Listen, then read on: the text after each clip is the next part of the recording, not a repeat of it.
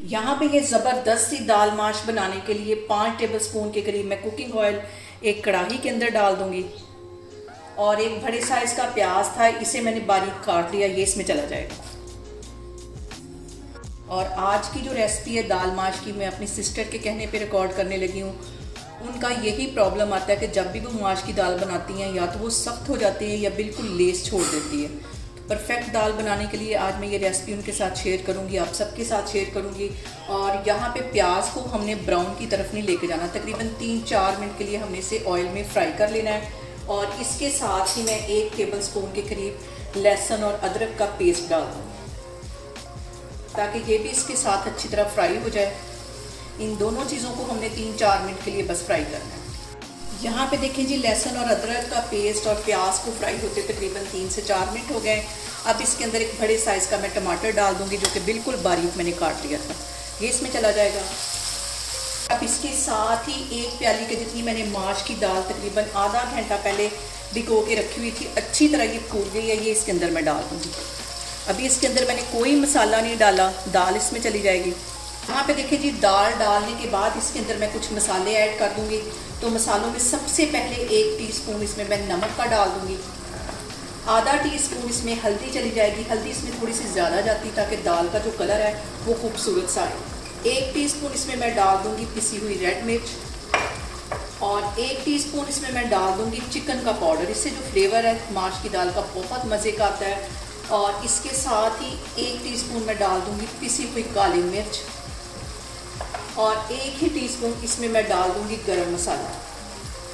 ये सारी चीज़ें डालने के बाद यहाँ पे हमने दाल की भुनाई करनी है अच्छी सी। कम से कम हमने यहाँ पे दाल की 10 मिनट अच्छी सी भुनाई करनी है।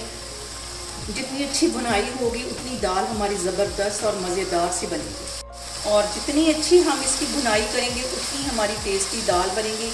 और यहाँ पे जो सबसे अहम बात हमेशा की तरह वो एक ही है कि आपने मेरी रेसिपीज़ बनाते वक्त घबराना नहीं है, बिना स्किप किए हुए आप मेरी वीडियोज़ देखें। और अगर अभी तक आपने मेरी चैनल को सब्सक्राइब नहीं किया तो प्लीज़ उसको सब्सक्राइब करें।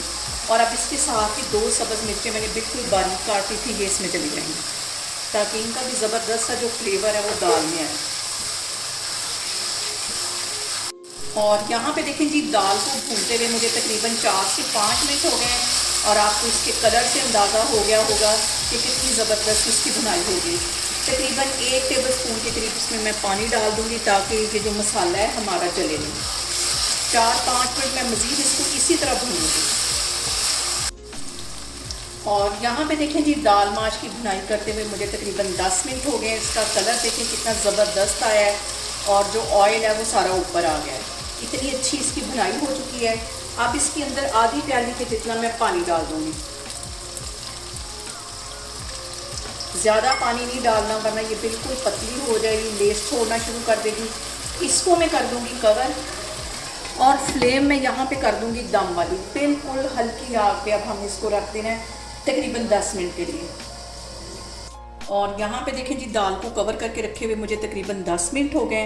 अब इसका मैं कवर हटाती हूँ और दाल यहाँ पे देखें खिली खिली हमारी बन के तैयार हो गई है। और हल्का सा इसको मैं प्रेस करूँगी तो ये देखें अच्छी तरह गल गई है, इसके दाने टूटे भी नहीं है, गल भी गई है। इसको मैं करती हूँ डिश आउट, फिर मैं आपको दिखाती हूँ। और यहाँ पे देखें जी, मज़ेदार सी हमारी दाल माश बन के तैयार हो गई है। आप लोग मेरे तरीके से बनाएं और मुझे कमेंट्स में बताएं कि आपको मेरी रेसिपीज़ कैसी लगती हैं। और मेरी वीडियोस को ज़्यादा से ज़्यादा शेयर करें और मुझे सब्सक्राइब करें। और अपना बहुत सारा ख्याल रखें। इंशाल्लाह ताला मैं एक और वीडियो में आपके सामने आऊँगी। अल्लाह हाफिज़।